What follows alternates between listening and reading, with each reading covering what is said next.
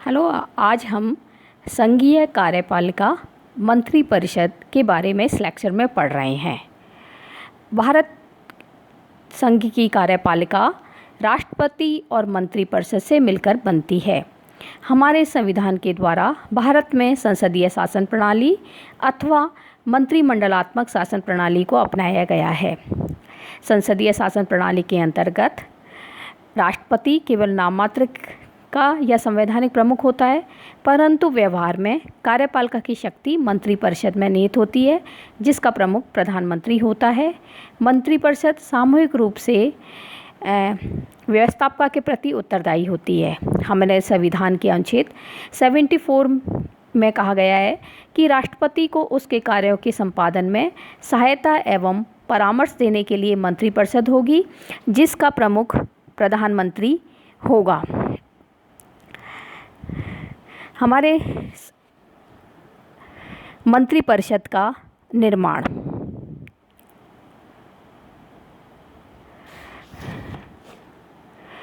हमारे यहाँ क्योंकि संसदीय शासन प्रणाली को अपनाया गया है और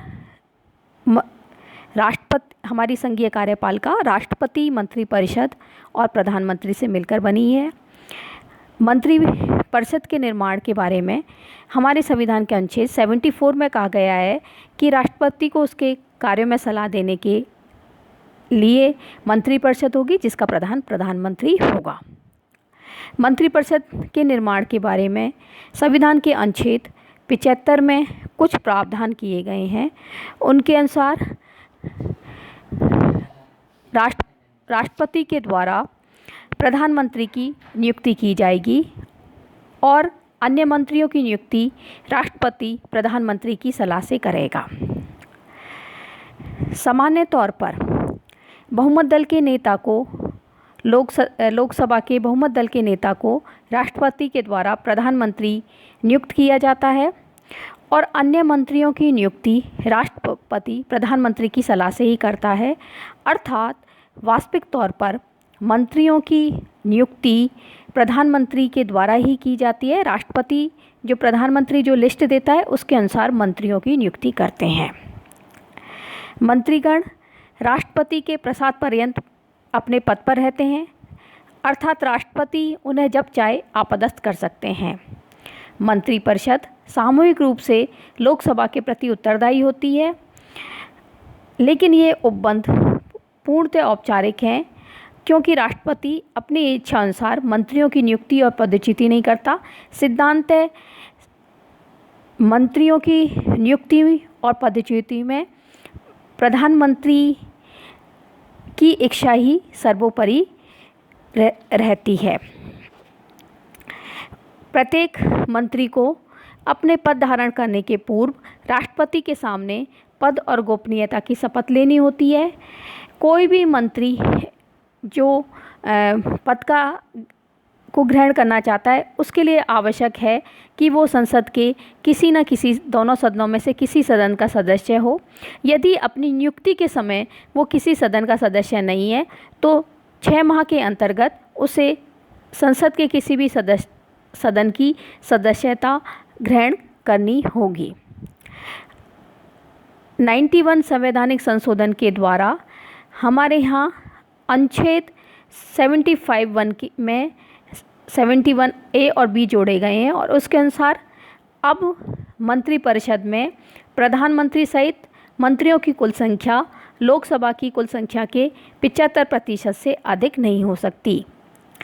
यदि किसी राजनीतिक दल से संबंधित संसद के किसी भी सदन का सदस्य 10वीं अनुसूची के परिच्छेद 2 के अंतर्गत अयोग्य ठहराया जाता है, तो वह मंत्रिपरिषद पर भी अयोग्य माना जाएगा। संविधान के अनुसार राष्ट्रपति प्रधानमंत्री की नियुक्ति करता है, लेकिन इस संबंध में राष्ट्रपति की शक्ति अत्यंत सीमित है। प्रधानमंत्री बहुमत दल के नेता को ही प्रधानमंत्री पद ग्रहण करने के लिए आमंत्रित करता है और व्यवहारतः मंत्रियों की नियुक्ति में प्रधानमंत्री की इच्छा ही सर्वोपरि होती है और राष्ट्रपति प्रधानमंत्री के परामर्श को मानने के लिए बाध्य होता है। मंत्रियों की नियुक्ति में प्रधानमंत्री को कुछ बातों पर ध्यान देना होता है। वह अपने दल के प्रमुख और प्रभावशाली सदस्यों को मंत्री पद पर नियुक्त करता है और कभी कभी उसे समुदाय, भौगोलिक क्षेत्र, जातीय स्थिति आदि को ध्यान में रखते हुए मंत्री पद पर व्यक्तियों की नियुक्ति करनी होती है। मंत्रियों की श्रेणियाँ। हमारे संविधान में मंत्रिपरिषद शब्द का प्रयोग किया गया है। मंत्रिपरिषद के अंतर्गत अनेक तरह के सदस्य आते हैं, जिसमें से पहला है मंत्रिमंडल के सदस्य। मंत्रिमंडल के सदस्य वो सदस्य होते हैं जो बहुत महत्वपूर्ण होते हैं, जिनके पास महत्वपूर्ण विभाग होते हैं और इनको हम कैबिनेट रैंक के मंत्री कहते हैं, या हम इनको मंत्रिपरिषद की कार्यकारिणी समिति समझ सकते हैं। सामान्य तौर पर मंत्रिपरिषद के अंतर्गत 50 से 70 तक के 20 सदस्य होते हैं, लेकिन मंत्रिमंडल के अंतर्गत केवल 15 या 20 सदस्य होते हैं। तो मंत्री परिषद की जो छोटी समिति है उसको हम मंत्रिमंडल कहते हैं। मंत्रियों की श्रेणी के अंतर्गत दूसरे प्रकार के मंत्री वो आते हैं जो मंत्रिमंडल स्तर के मंत्री होते हुए भी मंत्रिमंडल के सदस्य नहीं होते, अर्थात ये विभागों के अध्यक्ष होते हैं, लेकिन इनको कैबिनेट या मंत्रिमंडल का दर्जा नहीं दिया जाता, लेकिन ये स्वतंत्र विभाग के मंत्री होते हैं। तीसरी प्रकार है राज्य मंत्री। राज्य मंत्री मंत्रिमंडल के सदस्यों के पास जो विभाग होते हैं उस विभाग के अंतर्गत उस विभाग का अध्यक्ष मंत्री कैबिनेट रैंक का मिनिस्टर होता है और राज्य मंत्री उसके अधीन कार्य करते हैं। चौथा प्रकार है उपमंत्री, और ये राज्य मंत्री के नीचे होते हैं और ये भी किसी विभाग में कैबिनेट रैंक के मंत्री के अंडर में कार्य करते हैं। तो यदि इस प्रकार से हम देखें तो मंत्रिपरिषद एक विशाल संस्था है, जबकि मंत्रिमंडल एक छोटा सदस्य समूह होता है और सामान्य तौर पर प्रधानमंत्री के द्वारा सलाह लेने का जो कार्य किया जाता है वो मंत्रिमंडल या कैबिनेट के सदस्यों के साथ किया जाता है। मंत्रिमंडल की शक्तियाँ और कार्य।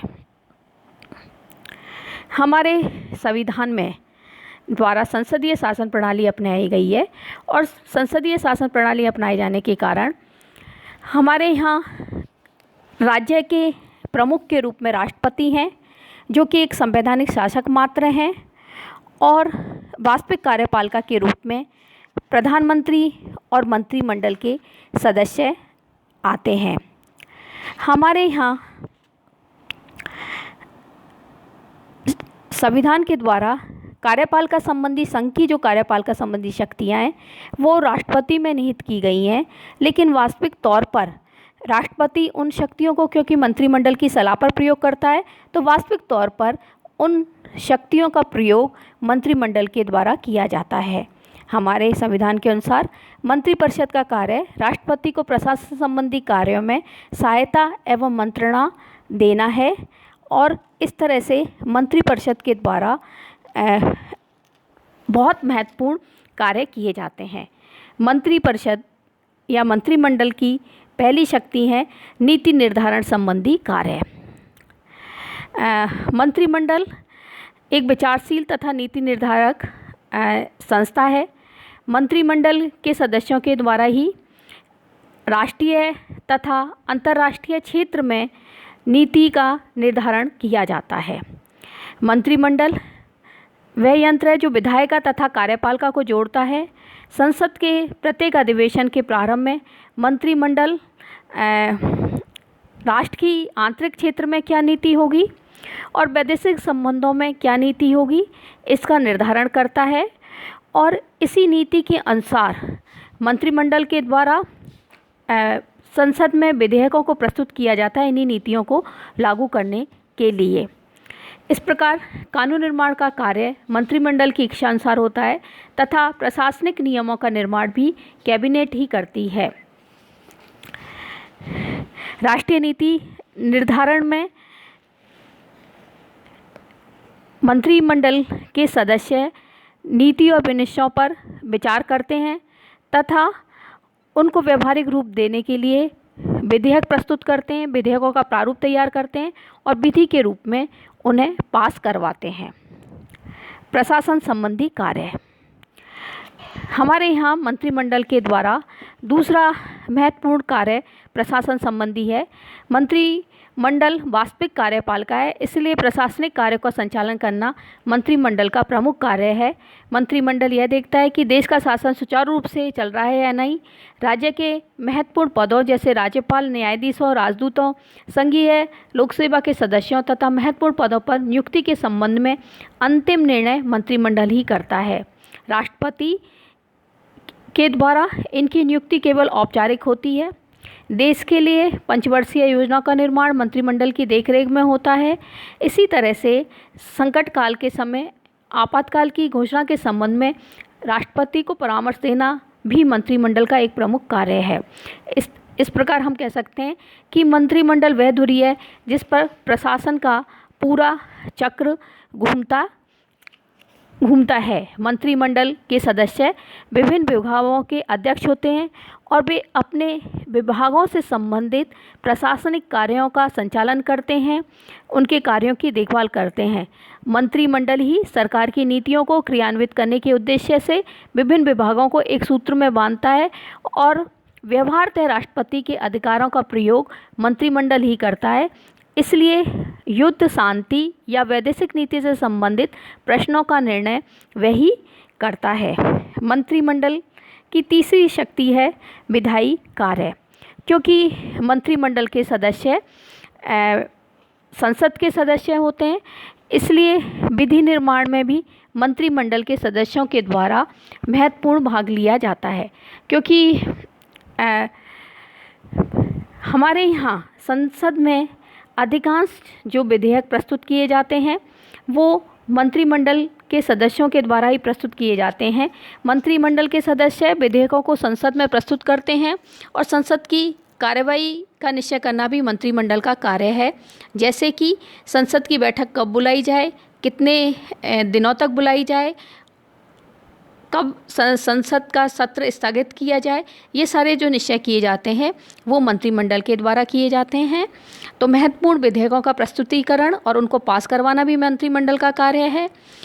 इसके अलावा संसद के अधिवेशन के प्रारंभ में राष्ट्रपति के द्वारा जो भाषण दिया जाता है और उसमें शासन की जिन नीतियों की घोषणा की जाती है वो भी मंत्रिमंडल के द्वारा ही तैयार किए जाते हैं। तो यदि देखें तो अधिकांशतः व्यवस्थापन संबंधी जो कार्य है वो 80% वर्तमान समय में मंत्रिमंडल के द्वारा ही किया जाता है। मंत्रिमंडल का चौथा कार्य है वित्तीय कार्य। देश की आर्थिक नीति का निर्धारण करना मंत्रिमंडल का कार्य है। मंत्रिपरिषद देश के क्या बजट होगा इसके संबंध में मंत्रिपरिषद के द्वारा निश्चय किया जाता है और मंत्रिमंडल के द्वारा निर्धारित नीति के आधार पर ही हमारे वित्त मंत्री के द्वारा बजट तैयार किया जाता है और उसे लोकसभा में प्रस्तुत किया जाता है। बजट के अलावा अन्य जो भी वित्त विधेयक हैं ये भी मंत्रिमंडल के द्वारा ही लोकसभा में प्रस्तुत किए जाते हैं। तो देश की आर्थिक नीति को निर्धारण करने, बजट प्रस्तुत करने, बजट को पास करवाने, अन्य विधेयकों को पारित करवाने का जो कार्य है वो मंत्रिमंडल के सदस्यों के द्वारा ही किया जाता है। मंत्रिमंडल का नेक्स्ट कार्य है वैदेशिक संबंधों पर नियंत्रण। हमारे यहाँ मंत्रिमंडल के द्वारा ही देश के वैदेशिक संबंधों का निर्धारण किया जाता है। जब कभी अन्य देशों के साथ हमारी क्या विदेश नीति होगी इसका जो निर्धारण किया जाता है वो मंत्रिमंडल के अंतर्गत ही किया जाता है। विदेशी राज्यों के जब राष्ट्र प्रमुख हमारे देश में आते हैं तब उस समय उनके साथ जो वार्ताएं होती हैं, जो समझौते होते हैं, उसका संचालन प्रधानमंत्री, विदेश मंत्री या प्रधानमंत्री के किसी प्रतिनिधि के द्वारा किया जाता है।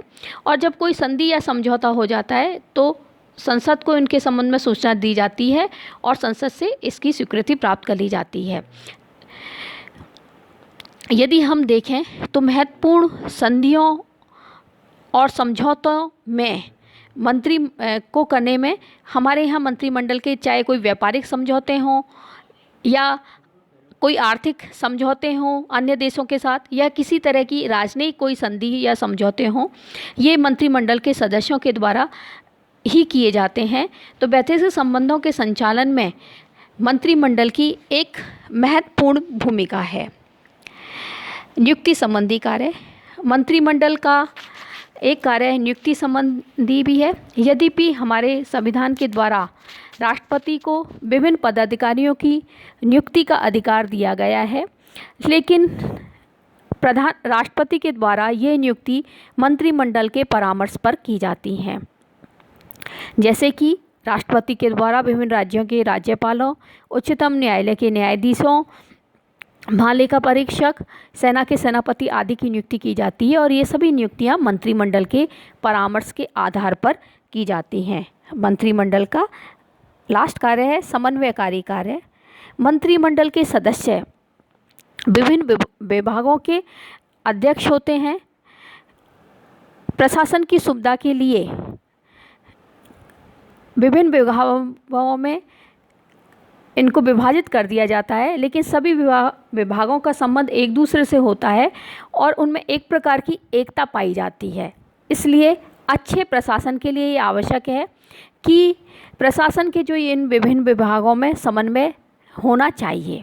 मंत्रिमंडल के सदस्य क्योंकि विभिन्न विभागों के अध्यक्ष या उनके अधीनस्थ मंत्री होते हैं, तो इनके द्वारा विभिन्न विभागों के मध्य समन्वय स्थापित करने का कार्य किया जाता है, जिससे कि सभी विभागों के मध्य किसी प्रकार का मतभेद, नीति संबंधी या अधिकार क्षेत्र संबंधी कोई विवाद उत्पन्न नहीं हो और सभी विभाग आपस में सहयोग के साथ कार्य करें। क्योंकि प्रशासन में एक जो आंगिक एकता पाई जाती है वो तभी संभव है जबकि विभिन्न विभागों के मध्य समन्वय है, और इस समन्वय स्थापित करने का कार्य मंत्रिमंडल के द्वारा किया जाता है। इस तरह से यदि हम देखें तो हमारे संविधान के अंतर्गत मंत्रिमंडल के द्वारा बहुत महत्वपूर्ण कार्य किए जाते हैं।